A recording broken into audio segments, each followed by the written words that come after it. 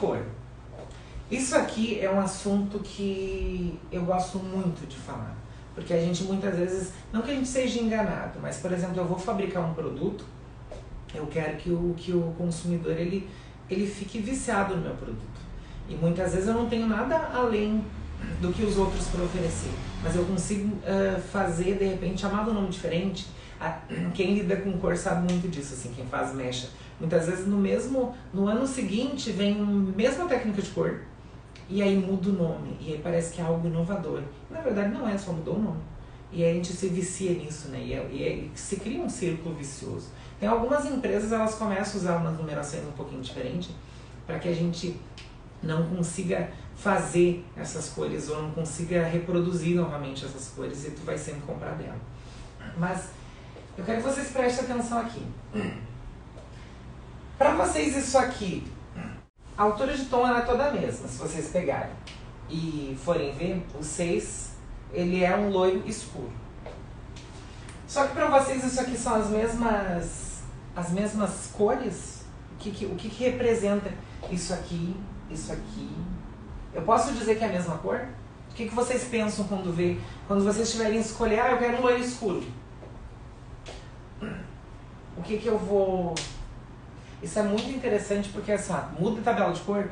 Muitas vezes as pessoas falam assim, mas não, essa marca não tem essa cor. Eu digo, tem sim, tá aqui. O que acontece? Aqui eu vou ter um loiro escuro e a gente chama de cor fundamental.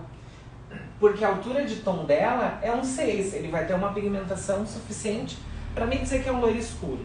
Então aqui eu tenho um loiro escuro.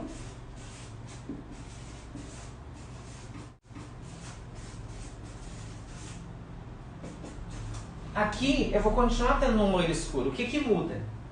Quando o zero vem aqui depois do número, ultrapassando o ponto dele, quer dizer que eu tenho uma intensidade de cor maior. Quer dizer que essa cor aqui está sendo intensificada de alguma forma. Então esse zero depois daquele ponto quer dizer que eu tenho uma quantidade maior de pigmento. Ele vai ser um loiro escuro?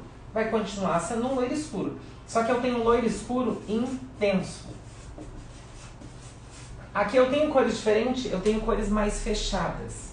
Eu tenho cores que elas são mais, não é que são mais apagadas, mas elas têm uma quantidade, uma aglomeração de pigmento muito maior. Geralmente, os extra cobertura de branco, eles vêm representando isso aqui.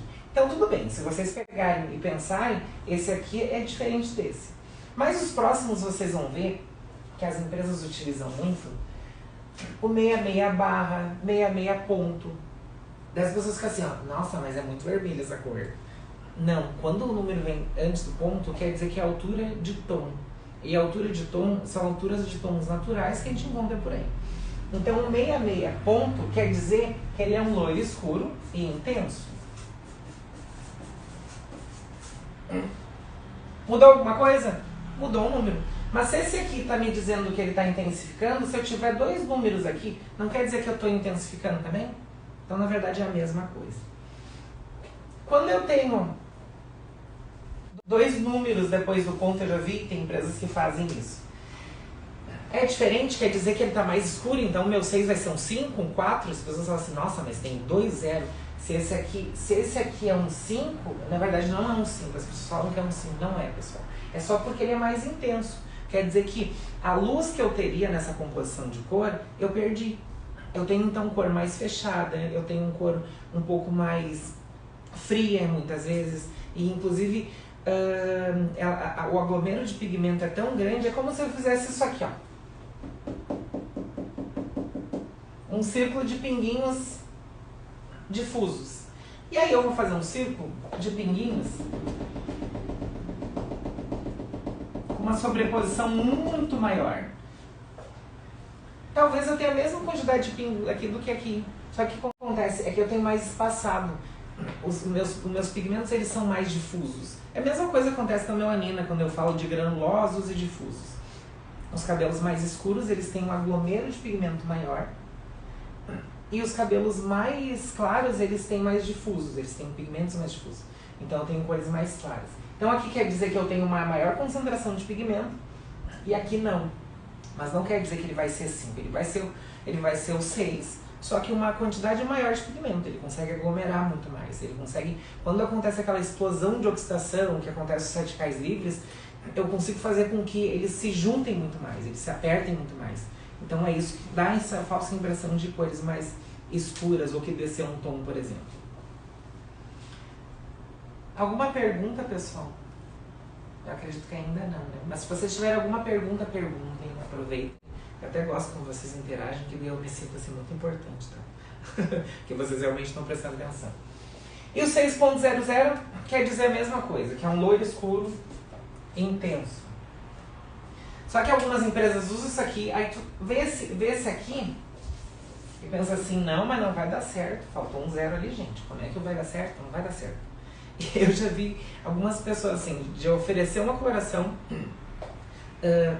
de empresas que eu trabalho, que já trabalhei, e a pessoa fala assim, não, mas eu não estou acostumado com isso não vai dar certo. Porque eu não consigo cobrir branco se não tiver o T0 aqui. Dá vontade de pegar a tabela de cor e fazer assim, ó, mais um zerinho.